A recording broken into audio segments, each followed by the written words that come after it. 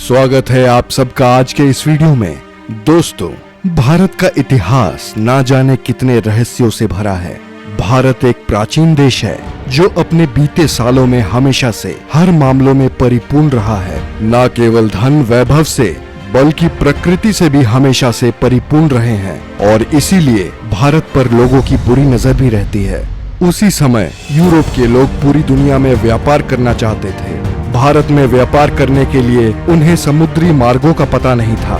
उस समय अरब के लोग भारत के रास्तों को जानते थे, लेकिन उन्होंने यूरोप के लोगों को मार्गों के बारे में नहीं बताया।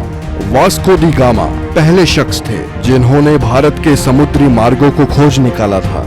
कोलंबस भी भारत को खोजने गए थे, लेकिन अमेरिका जा पहुंचे।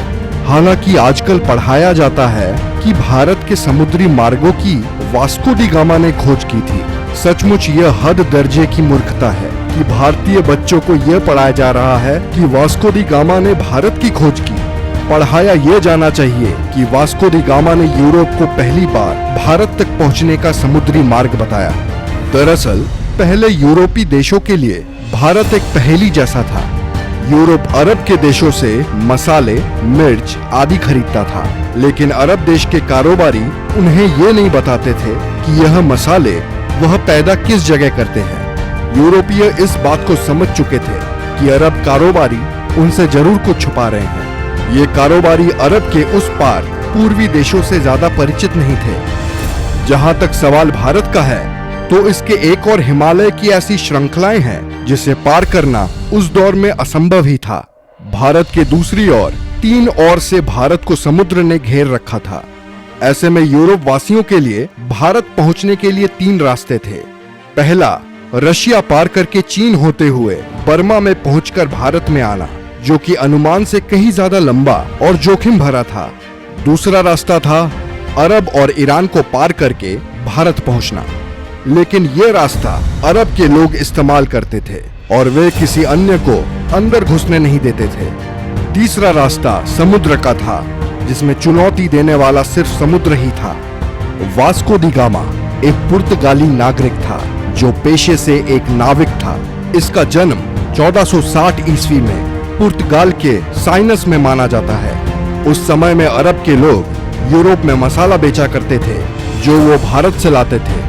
यूरोप में इन मसालों की मांग बहुत ज्यादा थी, इसीलिए यूरोप के लोग भारत जाकर मसाले लाना चाहते थे, लेकिन उनके लिए भारत जाने का रास्ता दुर्गम भरा था।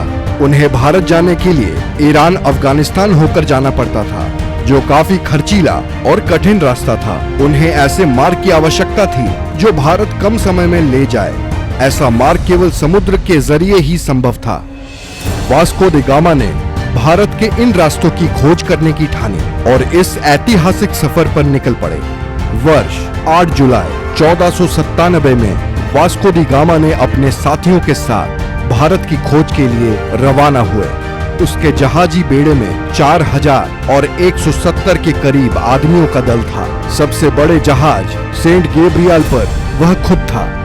सबसे पहले वो अफ्रीका के अंतिम छोर कैप ऑफ गुड होम नामक स्थान पर पहुंचा। उसके बाद वह अफ्रीका के ही एक राज्य मोसम्बा आया, जहां के राजा ने उसकी मदद की और उसे एक अरब नाविक दिया जो भारत का रास्ता जानता था। वास्को डी गामा भारत कब आया? वास्को डी गामा अफ्रीका महाद्वीप का चक्कर लगाकर भारत के कालीकट बंदरगाह केरल पर पहुंचा था। 20 मई 1498 की तारीख थी जब वास्को डी गामा भारत के कालीकट बंदरगाह पर पहुंचा। भारत की खोज का यह सफर करीब 10 महीनों का रहा। भारत आकर वास्को डी गामा ने स्थानीय राज्य के राजा से व्यापार का समझौता किया। उसने कई प्रकार के मसाले खरीदे। भारत से पुर्तगाल आने के दौरान समुद्री तूफान से उसके जहाजी बेड़े को नुकसान पहुंचा और उसके दल के कई लोग मारे गए। पुर्तगाल लौटने पर उसका भव्य स्वागत किया गया।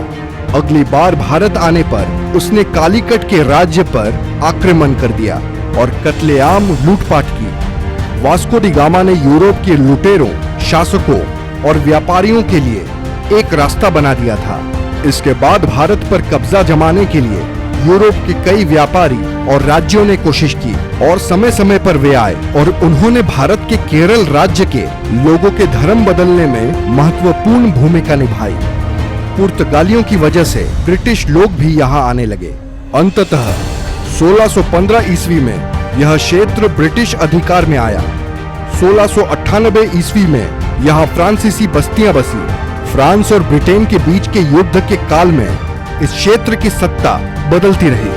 1503 में वास्को पुर्तगाल लौट गए और 20 साल वहां रहने के बाद वह भारत वापस चले गए। 24 मई 1524 को वास्को दी गामा की मृत्यु हो गई। लिस्बन में वास्को के नाम का स्मारक है।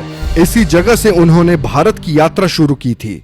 दरअसल 1492 में नाविक राजकुमार हेनरी की नीति का अनुसरण करते हुए किंग जॉन ने एक पुर्तगाली बेड़े को भारत भेजने की योजना बनाई ताकि एशिया के लिए समुद्री मार्ग खुल सके।